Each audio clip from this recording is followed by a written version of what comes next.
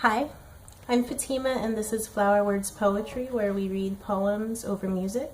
Today we'll be reading Adrian Matejka's poem Understanding Al Green out of his collection The Devil's Garden. We'll be reading it over Al Green's Love and Happiness. Here we go. Understanding Al Green.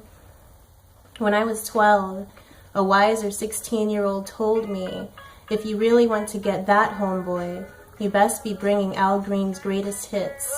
And if you ain't in the mix by song 5, either she's dyking it or you need to reevaluate your sexual orientation.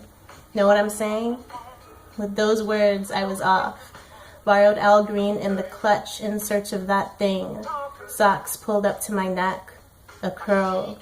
Real tight Hoya's jersey was nothing but regulation, and I knew I was smooth, and I knew I was going to be in the mix by song 5. The whole walk from the ball court, the wise man's words echoed like somebody's mama banging on the door. The panties just be slipping off when the women hear Al's voice. Slippin'. Slippin' because Al hits notes mellow, like the silk that silk wears.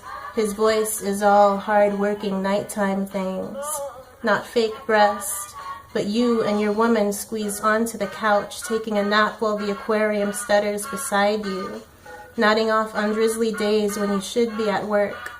The first smoke after a glass of fine wine you know you can't afford. Nobody, woman or man, knows how to handle Al Green.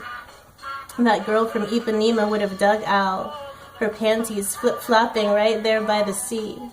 That sexy passing the Phariside by would have stopped to say what up if he were Al. But they weren't, and neither were you. Last night when that woman at the club shut you down, I got a man, blah blah blah. Hate to tell you, player, but she's at Al's place right now asking for an autograph and maybe a little something something. What is something something? I don't know, but Al knows. And I'm sure you've heard that old jive about Al getting scalding grits thrown on him. You have to recognize those lies because he would have started singing and those grits would have been in the mix too, for real. I never believed the pimp to preacher story anyway. The point is, Al's voice is like G-strings and afro wigs and trying to be quiet when the parents are home. The point is, Al Green hums better than most people dream. So I read that poem, and I bought this book. It took one poem. That poem, Understanding Al Green, by Adrian Matejka. This is Al Green we're listening to. Thank you for hanging out. Have a good night.